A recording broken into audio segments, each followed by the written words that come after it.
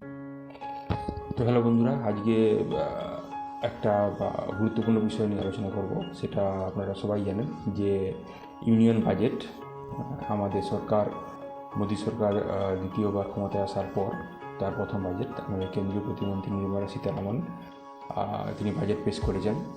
তো তার আগে একটা বিষয় বলে নেওয়া ভালো যে তিনি মোদী সরকার যে কল্পনা করেছিলেন আগে যে 400 পার হয়ে 75 অধিকারে আসবেন, কিন্তু আমরা ইলেকশনের পর দেখতে পাই যে তিনি আমাদের অন্ধ্রপ্রদেশে যিনি আইনমন্ত্রী আছেন মুখ্যমন্ত্রী চন্দ্রবাবু নাইডু এবং বিহারের নীতিশ কুমার, তাদের সহযোগিতায় সরকার গঠন করেছেন। তো অবশ্যই আমরা বাজেটের দিক দিয়ে দেখতে পাবো যে তাদের প্রতি একটা মানে বলতে পারেন একটা সব বেশি অফার তাদেরকে দেওয়া হয়েছে সেই রাজ্যের প্রতি। তো অনেকে বলছেন যে এটা বাজেটটা অনেকাংশেই নির্ভর করেছে বিহার এবং অন্ধ্রপ্রদেশের মানুষদের জন্য। তো চলুন একটু দেখে নেওয়া যাক যে বাজেটে ঠিক কী কী পেলাম আমরা। যদি আমরা একটু হাইলাইটের দিকে লক্ষ্য করি তাহলে আমরা দেখতে পাবো যে আইটিতে থেকে হেলথ থেকে এনার্জি থেকে সব জায়গায় ইনভেস্টমেন্ট করা হয়েছে।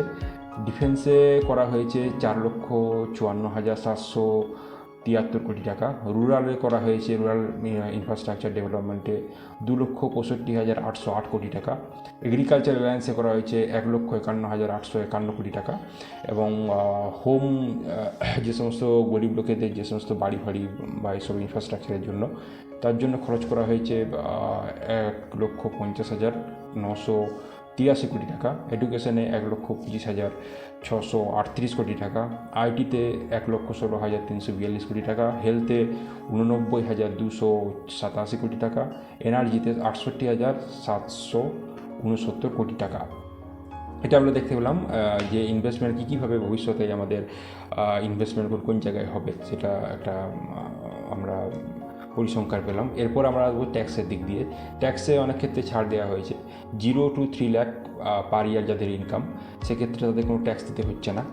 3 থেকে 7 লাখ তাদের ইয়ারলি ইনকাম, সেক্ষেত্রে 5%, 7 to 10 লাখ 10%, 10 লাখ থেকে 12%, 10 লাখ থেকে 12 লাখ যাদের ইনকাম 15%, 12 থেকে 15 লাখ যেটা আছে 20%, 15 লাখের উপরে যাদের ইনকাম অ্যানুয়ালি তাদের 30% হারে ট্যাক্স দিতে হচ্ছে। ডিটেলস দিয়ে দেবো ভিডিওতে, আপনারা দেখতে পাবেন। তো এরপর আমরা জানবো যে কী কী জিনিসের দাম বাড়লো, কী কী জিনিসের দাম কমলো। যদি আমরা একটু দেখি যে একটু কমার দিকেই বেশি নজর দিয়েছে সরকার, তো দেখতে পাবো যে মোবাইল যে সমস্ত আছে বিভিন্ন সেট আছে সেসবের দাম কমেছে, সে সঙ্গে তার পার্টস এবং চার্জারের দাম কমেছে। সোলার প্যানেল যেটা আছে, সরকার এখন কেন্দ্রীয় সরকার আপনারা জানেন যে উৎসাহিত দিচ্ছে সোলার প্যানেল সৌর বিদ্যুতের উপর। তো সেক্ষেত্রে সোলার প্যানেলের দাম কমানো হয়েছে। সোলার সেল যে সমস্ত আছে যেগুলো দিয়ে প্যানেল তৈরি করা হয় বা আরও সামগ্রী তৈরি করা হয়, তো এখানে দাম কমানো হয়েছে। সোনা চাঁদি, সোনা রূপোর যে সমস্ত গহনা অলঙ্কার আছে, প্লাটিনামে যে সমস্ত আছে, সেখানে দাম কমানো হয়েছে। এবং 25 রকমের যে খনিজ সম্পদ আছে তাদের ক্ষেত্রেও দাম কমানো হয়েছে। এছাড়া ক্যান্সার ট্রিটমেন্টে যে সমস্ত অমূল্য যে সমস্ত ওষুধ আছে, সেক্ষেত্রে সেখানেরও দাম কিছুটা কমিয়ে সরকার শুল্কে ছাড় দিয়েছে। এছাড়া যদি আমরা দেখি কোন কোন জিনিসের দাম বাড়লো, সেক্ষেত্রে পিভিসি পাইপস যে সমস্ত আছে, প্ল্যাকেটস ব্যানার যেগুলো তৈরি করা হয়, সেগুলোর দাম বেড়েছে। এবং যে সমস্ত দূরসঞ্চার নিগমের উপকরণ যে সমস্ত আছে, সেগুলোরও দাম বাড়ানো হয়েছে। তো চলুন এরপর আমরা যাই যে যে টাকা সেটা ঠিক কোথার থেকে আসছে এবং কোথায় কোথায় যাচ্ছে। যে টাকাটা সরকার বাজেট পেশ করেছে, সেই টাকাটা সরকারের খাতে কোথা থেকে আসছে। প্রথমে সরকার আমরা যেটা জানতে পারছি সেটা হচ্ছে বোরোয়িংস এবং আদার থেকে, মানে ধার যে সমস্ত আছে সে সমস্ত জায়গা থেকে আসছে 28, 1 টাকার হিসাবে যদি আমরা ধরি 28 টাকা আসছে আমার সেখান থেকে।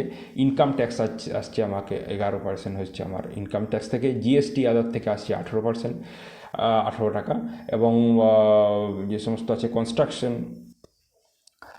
কর্পোরেট থেকে আসছে আমার 17 টাকা। এক্সাইজ ডিউটিস থেকে আসছে আমার 5 টাকা। আর কাস্টমস থেকে আসছে 4 পয়সা এবং নন ডেপস থেকে 1 পয়সা। সো এইগুলো সব পয়সার উপরে, সব পয়সাগুলো একসঙ্গে যোগ করলে 1 টাকা হয়, মানে 1 টাকার হিসাবে আপনাদেরকে বলে দিলাম। এরপর আমরা যাবো যে এই 1 টাকাটা, এই 1 টাকার যে ভাগগুলো সেটা কোথায় কোথায় যাচ্ছে। যদি আমরা দেখি ইন্টারেস্ট পে করতে সরকারকে দিতে হচ্ছে 20 পয়সা, স্টেট শেয়ার ট্যাক্সে দিতে হচ্ছে 20 পয়সা, সেন্ট্রাল সেক্টর স্কিমে হচ্ছে 16 পয়সা, এবং যে সমস্ত স্পন্সর স্কিম আছে, সরকারের যে সমস্ত স্পন্সর করা হয় বিভিন্ন ইয়েতে বলুন, বিভিন্ন ওয়ার্কশপ সেখানে গেছে 8 পয়সা, ফাইন্যান্সে গেছে 8 পয়সা, ডিফেন্সে গেছে 8 পয়সা, সাবসিডি গেছে 6 পয়সা, এবং পেনশনে যাচ্ছে 4 পয়সা, আদার্সে যাচ্ছে 9 পয়সা, টোটাল 100 পয়সা সমান 1 টাকা, 1 টাকা হিসাবে ধরা হয়েছে। তো এগুলো আমরা জানতে পারলাম। তো দেখি ভবিষ্যতেও রাজ্য সরকারও একটা বাজেট টেস্ট করে, তো সেখানেও আরও অনেক কিছু জানতে পারবো। তো আজকে এটুকুই, চলো পরে দেখা হচ্ছে নেক্সট ভিডিওতে। ধন্যবাদ।